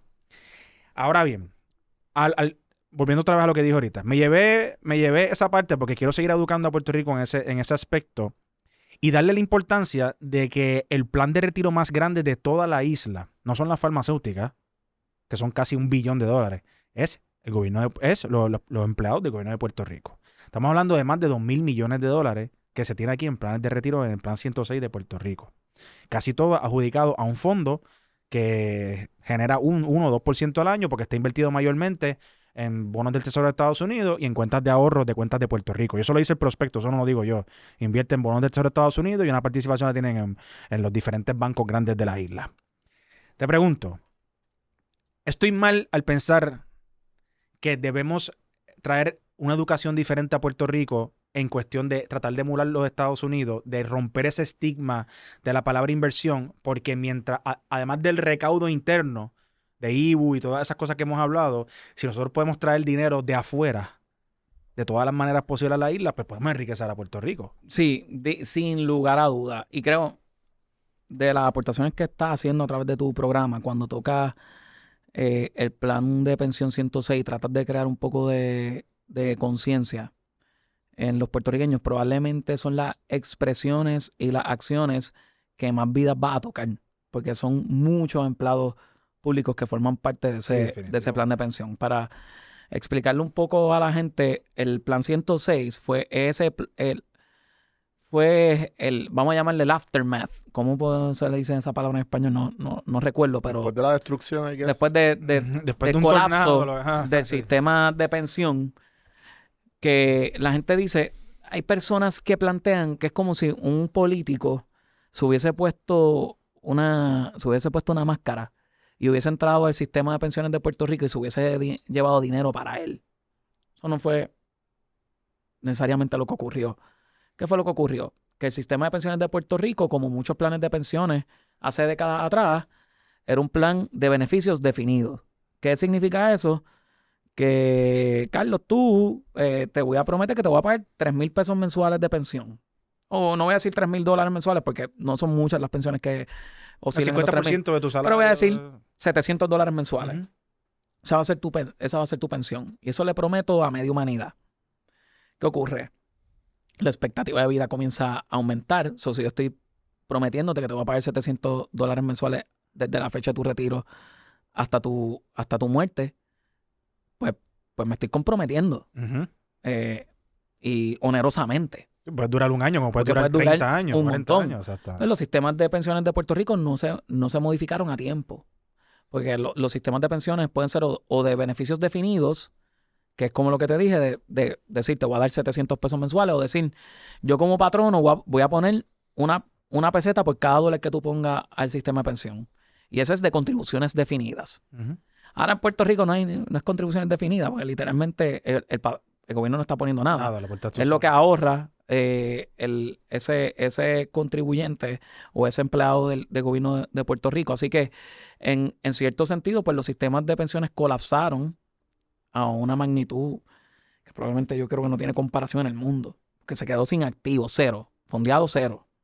De ahí surge el PayGo, que se comienza a partir del 2017 a pagar las pensiones, las obligaciones corrientes de las pensiones con los impuestos de Puerto Rico. Ante el sistema de pensiones operaba por aquí, el Estado ponía ciertas contribuciones, pero se nutría de las contribuciones que hacían los pensionados. Pues esos pensionados se retiraron, tenemos una deuda, ahora los nuevos pensionados aportan otro plan de retiro, Ujú. pues de algún lado tiene que salir estas obligaciones a nuestros viejitos y salen de las contribuciones. Claro.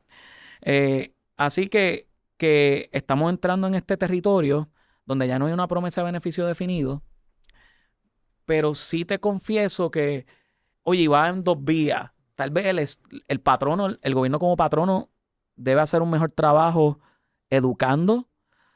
Por otra parte, en la cultura de gobierno todavía no hemos cambiado el switch Ujú. de que nos corresponde ahora atender esto como si fuera un 401k Exacto. como empleado.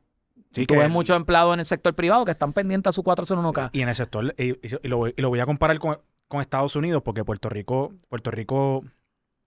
muchas de las cosas que hace en cuestión de la industria que yo estoy son emulaciones de Estados Unidos que hicieron hace 50 años, 40 años, 30 años. Eso voy a hablar de allá. En Estados Unidos, lo similar o lo parecido es el plan de retiro 403B del gobierno estatal. Eso básicamente, cuando tú trabajas en cualquier estado o municipio de los Estados Unidos, tú te abren este sistema de retiro también. Y dentro de este sistema de retiro, que se llama 403B, el gobierno federal se llama TSP, el privado es 401K, en Puerto Rico 1165, hay un montón. Ujú. La cosa es que al final del día es lo mismo. Tú aportas una cantidad a medida que vayas trabajando. Muchas veces tu patrono te aporta, en Puerto Rico no aportan. Pero algo dentro de ese plan que es bien importante es que eso no es una cuenta de ahorro. Es una cuenta de inversión. Ujú. Es una cuenta de activos en los mercados financieros. ¿Qué pasa? Cuando tú añades dinero ahí y haces inversiones a la misma vez, a largo plazo, la tendencia y la probabilidad, no la garantía, es que pues, haya un mejor retorno. Y así tenemos cuántas personas en Estados Unidos, aquí mismo, que se retiran con sus 401k con cantidades sustanciales, los planes de retiro del gobierno. Y yo lo que digo es que no es que ahora el gobierno tiene un millón de problemas, Ujú. ¿verdad? Pero esa partida, para mi opinión, es bien importante porque nosotros en la industria privada, especialmente yo que estoy expuesto en las redes sociales, tengo un montón de gente del gobierno, miles y miles de empleados gubernamentales que me dicen, yo no tengo idea, yo tengo esto aquí, yo no tengo idea, ayúdame. Carlos, pero es que me pasó a mí. Yo no hice absolutamente nada con mis aportaciones al plan 106. y yo me llevé del gobierno, de mi plan de retiro, el peso tal cual como me lo descontaron en mi salario. No había nada de rendimiento, no me encargué, no hice la asignación. Claro. Y yo era secretario de Hacienda. Exacto. ¿Qué? Sí. Es crazy, cabrón. Entonces, porque... Pero, o sea, que lo usaban proceso, como y que una... de manera constructiva, deben hacerlo un poco más friendly. El proceso, por ejemplo, en mi 401k de Deloitte, pues yo me podía conectar, puedo decir el nombre, Vanguard, y el website lo hacía más fácil y yo podía hacer mis movimientos. Incluso hasta hacer un préstamo al 401k era sencillo. En el gobierno era más completo, uno no tiene tiempo. Y que tienes que saber que también que, por ejemplo, en el caso de Francisco, tú eres joven, entonces pues, también podías saber mejor con la herramienta. Pero imagínate la persona, la empleada del comedor escolar de servicio público que le cambiaron ahora y ahora tiene un plan 106. O cualquier empleado del gobierno que ahora de momento, del cambio que es lo que ellos firmaron en algún día, ahora tienen un plan 106 que tienen que entrar, ver 19 fondos diferentes y escoger. No lo van a hacer. Entonces, yo lo que digo es que debería mejorar un poquito la educación en ese aspecto. Sin duda alguna. Yo estoy dispuesto a ayudar muchísimo, pero al final del día no es mi responsabilidad. Yo tengo un negocio que correr. Yo no trabajo en el gobierno de Puerto Rico. Pero que decirle a las personas que están viendo esto que tienen una alternativa bien grande de que ustedes pueden observar y hacer movimientos dentro de su propio plan de retiro. Ustedes pueden... Hay 19 fondos diferentes. Usted se puede sentar y escoger dentro de los 19 el mejor que le conviene dependiendo de su edad, su tolerancia de riesgo, su objetivo. Sí. A lo que tú dijiste ahorita, lo que está pasando, Juan, es que cuando tú entras al gobierno a trabajar, empiezas a aportar al plan 106 y el dinero que empiezas a aportar en el plan 106 va directamente a un fondo que es como si fuese una cuenta de ahorro. Por eso que lo venden como una cuenta de ahorro o simplemente ni lo venden, simplemente, mira, tus chavos están ahí. Tus chavos están ahí. Entonces, a diferencia de las corporaciones, la industria privada o en Estados Unidos, que mínimo, cuando tú entras al plan de retiro, aunque tú no hayas hecho un movimiento, eso se puso en lo que se llama un Target Date Retirement Fund, que básicamente te dice, pues mira, tú te vas a retirar para el 2050 por ahí mismo, te lo ponen ahí y eso hace cambio y se mueve. Sí. Y te puede ir un poquito más. Recientemente recibí unas personas que parece que el gobierno o escucha este podcast o algo y hay una participación que la están poniendo dentro de esos fondos, pero la mayoría están en estas cuentas de ahorro. Oye, y qué bueno, y no se hace... Mira, esto no es en verdad... Lo he dicho varias veces, yo no ataco personas. Hay cosas que hay que mejorar en la vida y yo pienso que esa es una de ellas. Que ese manejo de ese plan de retiro para beneficio de la gente, de tú traer capital de afuera. Capital de afuera, entonces tú te retiras a los 60, 62, a la edad que tú quieras retirarte y... Si tú aportaste 50,000 pesos en los últimos 3 años, de aportación tienes 50,000, pero las inversiones fueron a la par con el mercado o lo que sea lo que tu objetivo. Y viene el mercado, pues vino a Estados Unidos. Exactamente. Y de momento en vez de 50 fueron $500,000 de pesos. Es una diferencia bien grande para tu retiro. Traiste capital. Traiste capital para la isla. Exactamente. Sí. Por respirar. Y podemos tener una mejor calidad de vida cuando nos retiramos. No, sin lugar a dudas. Al país.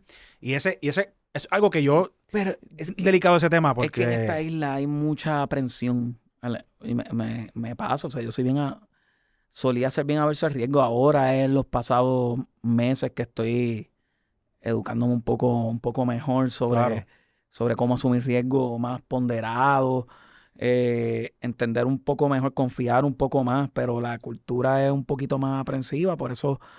Los bonos de Puerto Rico pues tenían la salida que tuvieron en su momento, que resultó no tener las garantías que se pensaban, porque al final del día ni el dinero bajo tu madre está garantizado. No, nada está garantizado. De hecho, me preguntaron los otros días, Carlos, ¿pero qué garantiza un bono del Tesoro de Estados Unidos? Digo, la fe de Estados Unidos, literalmente lo dice así. ¿Que realmente quieren saber? The faith of the United States. Y ellos se van en déficit todos los años y piden más prestado y cogen prestado de lo prestado y tienen una deuda sobre $30 trillones, un déficit increíble que tiene Estados Unidos. Nosotros no podemos emitir deuda, pero algo podemos hacer, además de las recaudaciones, pues seguir trayendo dinero a Puerto Rico. Y todo todo está en la educación. Y ayer yo tuve una reunión muy importante con la Policía de Puerto Rico y estamos tratando de hacer un proyecto ahora para poder llevar educación. Y yo soy de la industria privada, yo no tengo nada que ver con el gobierno, pero estoy dispuesto a ayudar, claramente. Claro, entonces pues a generar una confianza acá, tienes una capacidad de poder comunicar tal vez mejor que quienes venían obligados Claro. a educar a los empleados, porque sí yo reconozco que hubo una transición y hubo unos seminarios que probablemente yo me ausenté por estar bregando 1500 cosas Ujú. de la agencia. Capaz que estaba metido en una vista pública, 1000 cosas que le pasan a los jefes de agencia. Pero, o sea, no es lo mismo que escucharte a ti y explicarlo con el don que Dios te dio de poder Gracias. explicar estas No, cosas. y es la verdad, Más es fácil. lo que yo digo, mira, las personas que dieron este seminario y que dieron esta información, más seguro eran bien capaces de todo, pero eran, por ejemplo, un abogado. El abogado se determinó de escribir, redactar o leer todo lo que se redactó y lo va a expresar ahora al pueblo. No es lo mismo, no No. todo el mundo lo va a entender como tú lo entiendes. No puedes decir, la ley 110.5 con la enmienda 22 dice que no te va a entender, tienes que llevárselo en arroyo habichuela, tienes que hacer comparaciones, X cerito, palito man. Pero la idea es poder mover, ¿verdad? Un poquito a poco para ayudar, porque es el plan de retiro más grande de la isla. Son las personas del plan 106. Cada vez que yo hago un video o un clip, Juan sube, el otro día subiste un clip del 106, me dijiste, ¿cómo eso se fue tan viral? Literal. Es Yo exagerado. no sabía qué era. Yo cojo O mi sea, idea, yo me hago aprendí así, en ese y podcast. y la idea es poder que cada uno que tenga su plan de retiro, sea el gobierno o no, sea privado o lo que sea, puedan entenderlo y que puedan tomar las mejores decisiones ahí. Oye, Francisco, llevamos un par de tiempo, pero quiero preguntarte algo rapidito. Tengo dos temitas más súper rápidos. ¿Qué me dices del agua? ¿Perdón? El problema del agua que está pasando en el área metropolitana. Tú sabes que ¿Tú tienes problemas de agua? Fíjate, no he tenido. Diablo, y de eso que vivimos cerca. Yo No he no tenido. tengo agua hace 4 meses yendo y viniendo. Mira, yo traía el lema en Hacienda de convertir la adversidad en oportunidad. Vamos a partir, o sea, porque no somos técnicos del agua, vamos a partir de la Sí. premisa de que hay un reto brutal y que es totalmente cierto lo que están diciendo los gerentes de la Autoridad de Acueducto y Alcantarillado. Vamos a creerle todo al centavo. Pienso que el Estado ha fallado en tratar este tema con empatía. Y era una buena oportunidad de la gobernadora de desvivirse por la necesidad del otro. Y perdió una gran oportunidad de mostrar ese lado humano. La perdió, pero grandemente. Y no estoy entrando ni en las interioridades de si deben haber estas fallas o no, sino de tú mostrarte como un ser humano. Como si fuera, por ejemplo, si mi hermana no tuviera servicio de agua, estaría bien preocupado por ella. Claro. Estaría vente para casa. Claramente no puedo pretender que la gobernadora vengan todos para Fortaleza, 40,000 abonos. pero Sí, podía desplegar claro. los recursos del Estado de una manera más oportuna y con cariño y aprecio y estima y amor al prójimo.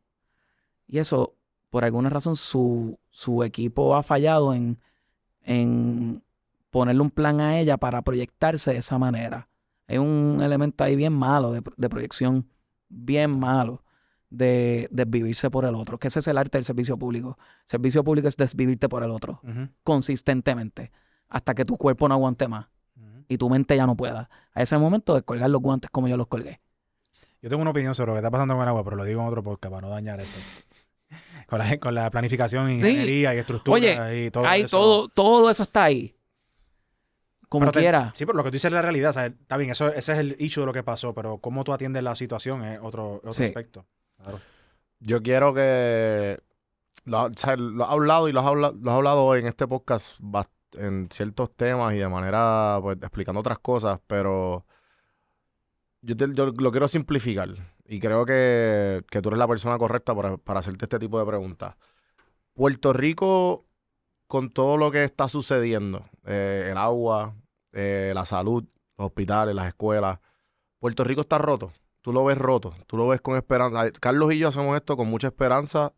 Yo produciéndolo, yo de anfitrión y Carlos con su conocimiento y su manera de explicar. Y creo que tú compartes ese mismo don de, como dijiste, de vivirse con el servicio público, de vivirse con las personas. ¿Hay esperanza para Puerto Rico? Yo pienso que sí, que estamos rotos. y nos estamos haciendo de la vista larga. Y vamos a internalizar que estamos rotos cuando ya sea demasiado tarde. Cuando ya no hayan... ¿Cuándo vamos a esperar a reducir el gasto público? Cuando no hayan puertorriqueños contribuyendo al sistema impositivo de Puerto Rico, cuando ya no haya gente productiva, cuando esto se vacíe totalmente. Y tú poder correrte y atemperarte a esa realidad toma un sinnúmero de decisiones antipáticas. Tenemos un ACL roto y no nos estamos sometiendo a la terapia y a la rehabilitación que eso plantea. Y traigo un ejemplo clínico, ¿verdad? Yo creo que la condición es mucho más marcada que un ACL roto, el ligamento anterior cruzado, para aquellos que hemos tenido ese ligamento roto. En algún momento tenemos una condición, nos estamos haciendo de la vista larga, no estamos tomando las decisiones difíciles y va de aquí a 10 años, creo que la gente va a observar este podcast y se van a sentir con un nivel de frustración bien similar al que yo siento hoy, sin lugar a dudas. Si no tomamos y si no educamos a la gente para que le exija de una manera distinta a los políticos de esta isla.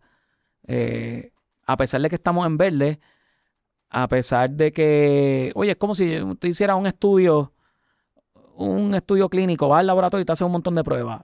Salen algunas bien, pero tú ves unas importantes que no son vivos muertos ahora mismo, pero hay que atender. Pues estamos ignorándolo. Oye, no estás de hospitalización hoy, pero si sigues en esa ruta, Claro. va a acabar en el hospital.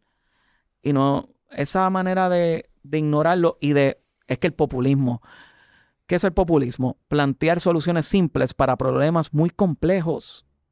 Entonces, si no tenemos esa apertura de discutir esto a nivel de alta política pública, pues estamos fritos. Mira, te voy a dar un ejemplo. Y lo digo porque siento mucha empatía, porque estuve en esa silla por 4 años y medio.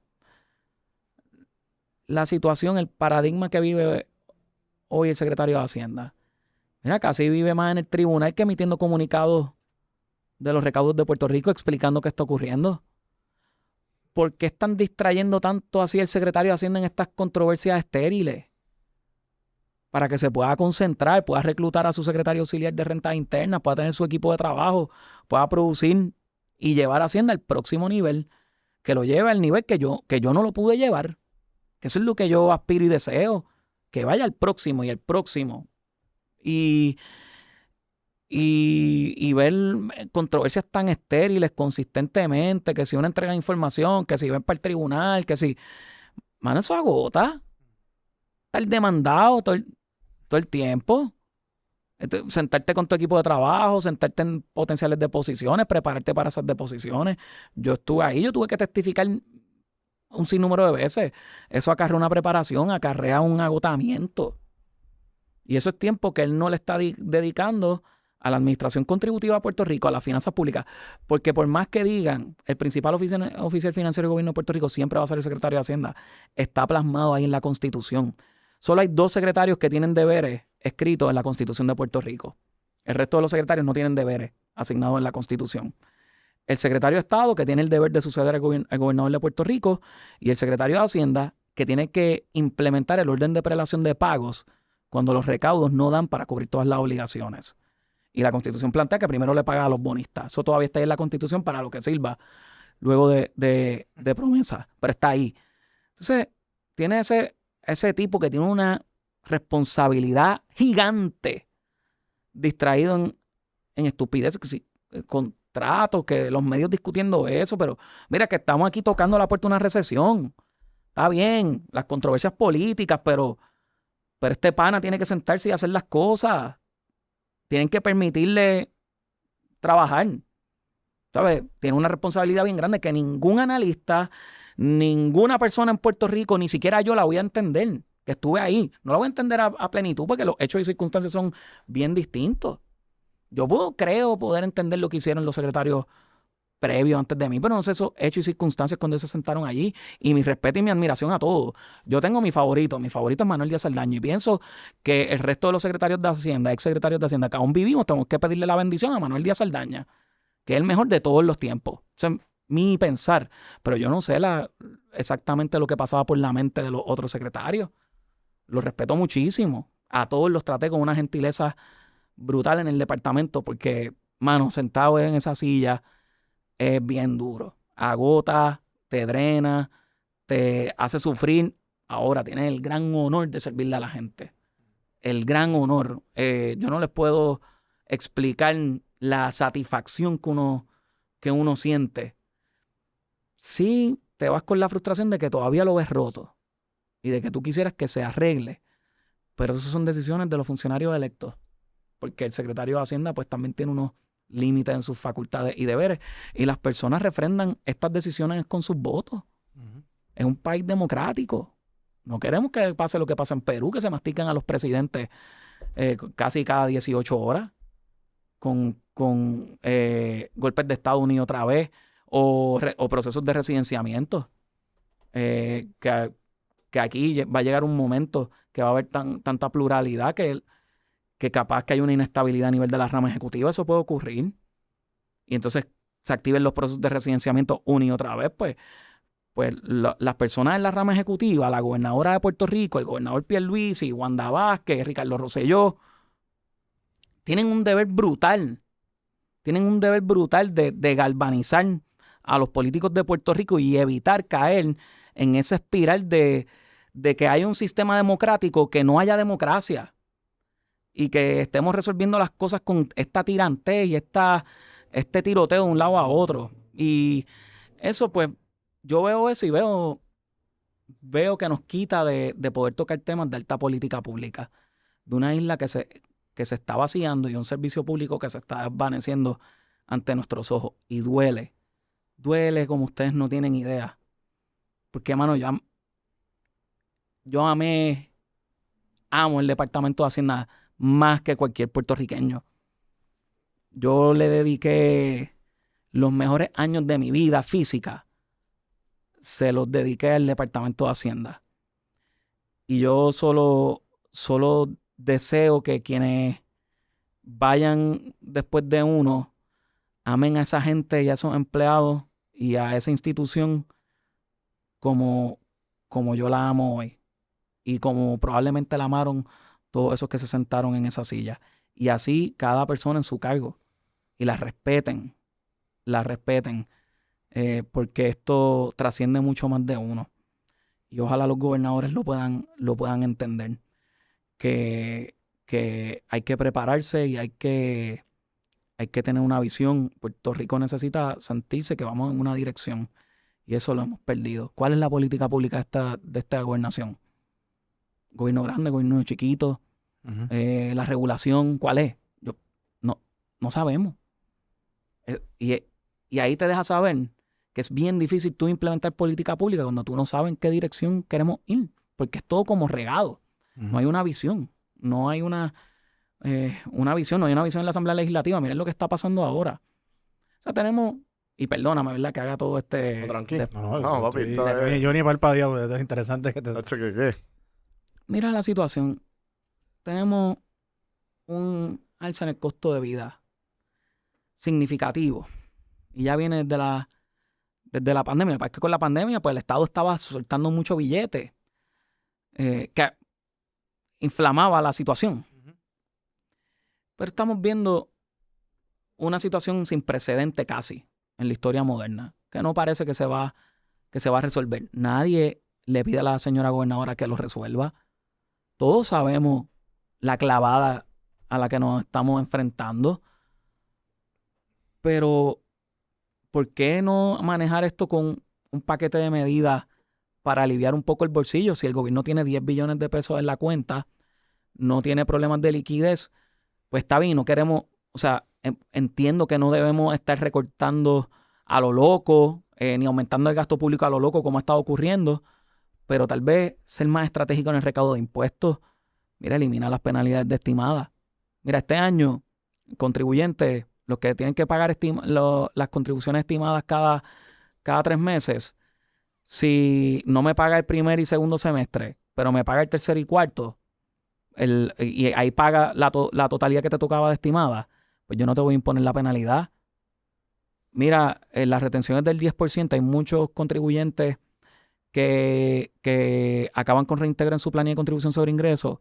Vamos a hacerle estas modificaciones para que se le pueda relevar un por ciento de eso. En vez de retenerte el 10, se te retiene el 8, se te retiene el 5, el que sea para que cumplas con tu responsabilidad, el 6, bajarlo al 6. Eso se puede hacer. O proveer la educación para que la gente así lo pueda hacer. ¿Por qué no estamos hablando de moratorias de planes de pago? Mira, hay gente que está bien hay comerciantes que están bien chavados. Y por ahí viene la clavada de la Autoridad de Energía Eléctrica.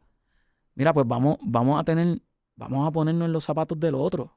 ¿Sabes qué? Ese era mi miedo más grande cuando estábamos distribuyendo las ayudas en la pandemia. Como nosotros no estábamos recibiendo recortes en nuestros salarios, pues estábamos en una situación ventajosa en comparación con el resto de la gente. Yo llegué a un momento que dejé de hablar de distribución de dinero y le hablaba a mi equipo de trabajo de platos de comida. Estamos distribuyendo platos de comida para que entendieran la magnitud del issue, porque tener empatía puede ser un arte muy complejo. Es difícil ponerse en los zapatos del otro. Pero en el servicio público es tan esencial poderlo hacer para tú dar lo mejor de ti, desvivirte como si fuera tu mamá. Si es tu mamá la que tuviera unas contribuciones sobrepagadas, vamos a decir en el IVU, o vamos a decir en retenciones patronales, y va a tener ahora una deuda en contribución sobre ingresos, permítele aplicar ese sobrepago, que no tenga que también sacar el bastagazo. Vamos a trabajar por la gente. No queremos milagros, no queremos a Superman, no queremos a Wonder Woman, queremos humanos que tengan empatía y amor por su pueblo y que eso dicte, oye, con inteligencia también, ¿verdad? Porque el servicio público es bien complejo, pero tú ves esa ausencia de esto de me quedé sin agua y diga, es que está todo esto dañado, pero, mano, desvívete, desplieguen el agua, ayuden los alcaldes. Tírate a la calle, escucha el dolor de la gente. Yo hacía eso.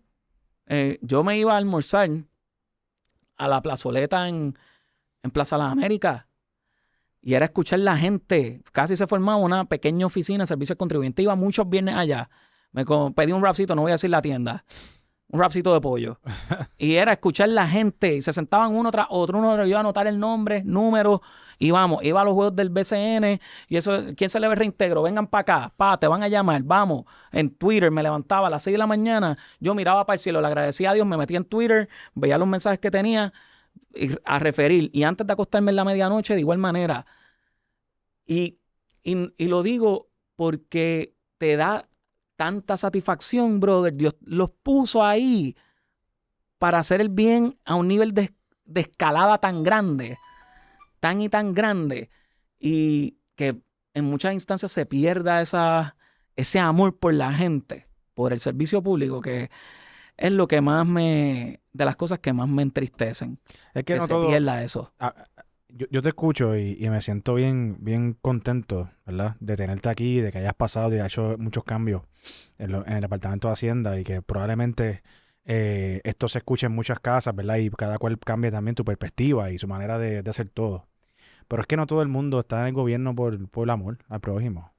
Y eso es un problema bien grande. Y eso lo sabemos. Entonces, este speech y este mensaje tan bonito que tú llevas, mano, espero que no sea en vano. En cuestión de que más gente lo escuche y más políticos lo puedan escuchar también, y los próximos olas de políticos también, o las personas que vayan a servirle al pueblo, y que pueda entonces levantarse una ola de un equipo gigante en el gobierno que estén dispuestos a trabajar por el país. Pues mira, le pueden preguntar a todos los que formaron parte de nuestro equipo de trabajo en Hacienda, porque compartíamos eso. Y se vio el resultado al final del día. Mira, hablo mucho de ella, porque le tengo mucha admiración y respeto a Roxana Santiago, que fue mi secretaria auxiliar de renta interna. Una persona con mucho conocimiento del Código de Renta Interna. Ella podía quedarse en los bufetes grandes, atendiendo solo eso en el sexto piso de Hacienda. Entonces, a Roxana yo la veía atendiendo a una doñita en Andador para que recibiera su crédito senior de 200 pesitos. La veía con esa gentileza. Qué bonito. La adicción de servirle a su gente. Es que se convierte en una adicción. Y se nota porque yo creo que ustedes tuvieron los peores eventos consecutivos uno tras de otro. Ustedes tuvieron un huracán Irma, un huracán María, los terremotos, el verano del 2019, la pandemia. Todo eso fue en el mismo cuatrenio y todo lo que siguió por después. Y se vio el resultado de querer trabajar para el prójimo en cuestión de Hacienda, me oye, refiero. y cometimos un montón de errores. Claro, y Achi, me duelen. Me duelen. Yo hubiese querido que todo fuera perfecto. Pero cosas Que no hubiesen señalamientos o críticas. Y me duelen como no tienen idea. Pero créanme que nunca faltó la rectitud de intención. O sea, pues metemos las patas. Francisco, siendo el tesorero número 54 de la corona española. Increíble, Me lo para aprendí. acá. Número 54 Increíble, ¿verdad? Desde los españoles para acá. Si tú fueses gobernador, si mañana te hacen gobernador por rating, una elección mágica que yo me inventé mañana, ¿cuáles son las primeras dos órdenes que tú firmarías? ¿Qué tú harías instantáneamente? Mira, no quiero que se malinterprete nada de esto porque yo no persigo una carrera política y no quiero... No, eso soy yo inventando. La primera, le anticiparía a los servidores públicos que vendría un sistema de evaluación de nuestro desempeño. Porque creo que hay un falso sentido de seguridad en el servicio público. Y creo que eso es lo que mantiene este comportamiento de es tan difícil cambiar las cosas porque aquí yo estoy y para que salgan de mí es bien difícil. Yo cuestionaría esa tesis, ese derecho constitucional como si un puesto público fuera una propiedad de un individuo. Yo, sin duda alguna, cuestionaría eso. Y por otra parte,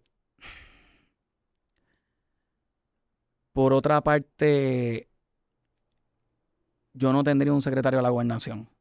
Yo creo que esa figura ha traído mucho más negativo que positivo. Un gobernador debe tener a sus secretarios y sus consejos de secretarios directamente. Creo que hay funciones de secretario que hoy tal vez se pretende que la haga el secretario de la gobernación, que cuando tú lees la Constitución debe implementarla el secretario de Estado, y cuando lees el plan de reorganización de la rama ejecutiva le corresponden al director de la Oficina de Gerencia y Presupuesto.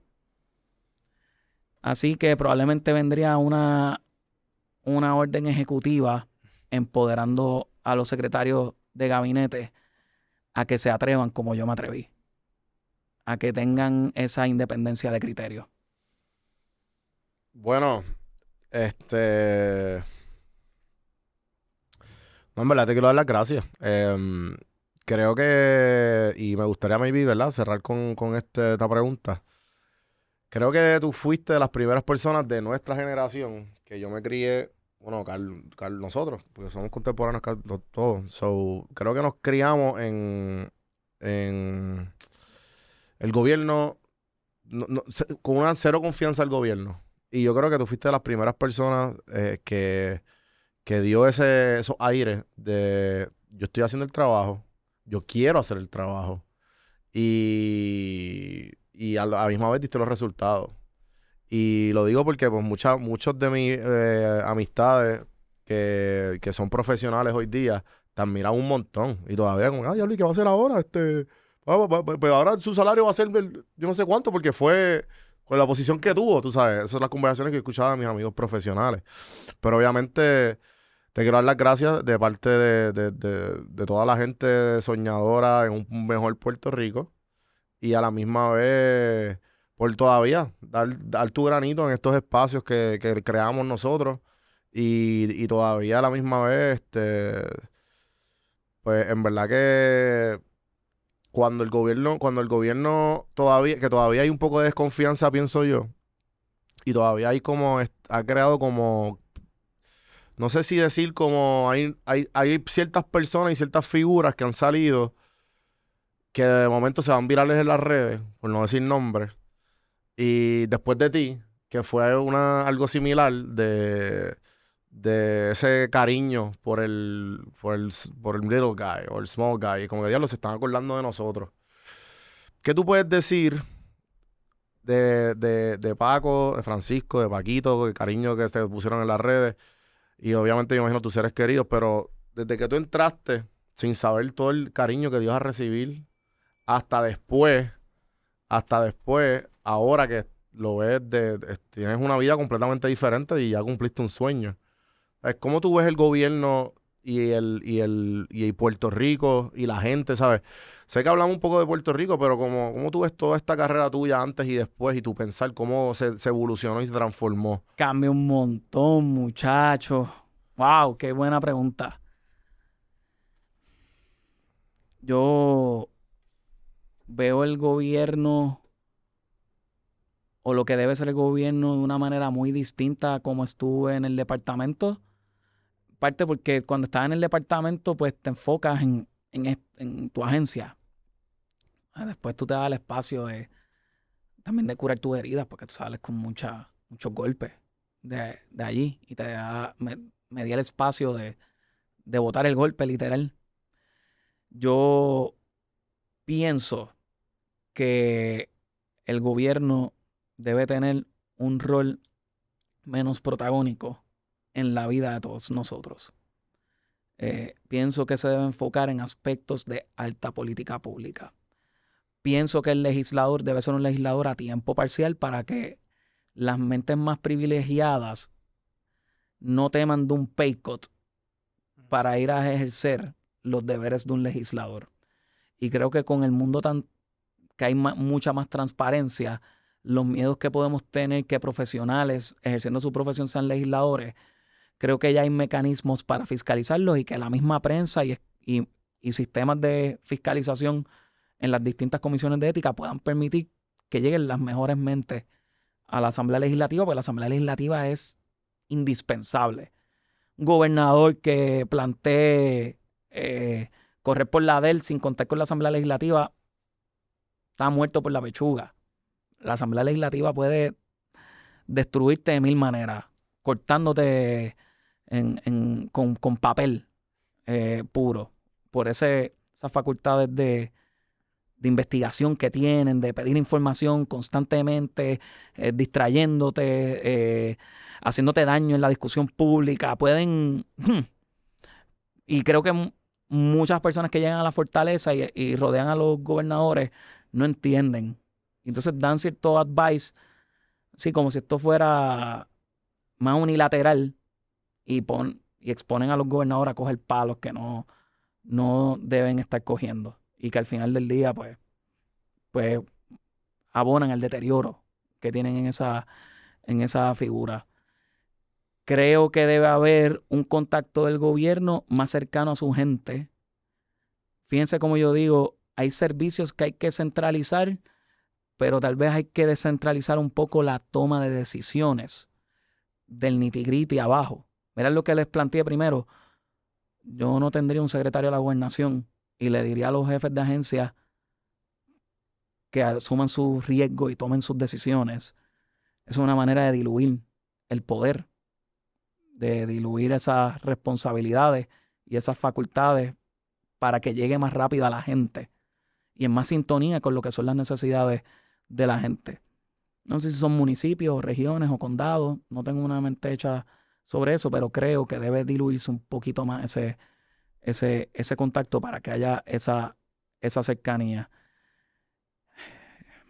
Creo que hasta mi último suspiro yo llevaré el mensaje de crear un poco de conciencia para que las personas tengan el apetito de poder escuchar planteamientos muy, muy incómodos, pero que son muy, muy necesarios para reconstruir a Puerto Rico, que sí, sin lugar a dudas estamos rotos hoy. Y nos rehusamos a verlo, porque hoy estamos en positivo. Pero en un abrir y cerrar de ojos, nos fuimos. Bueno, hasta ahí lo tienen, gente. Espero que les haya gustado el episodio de hoy.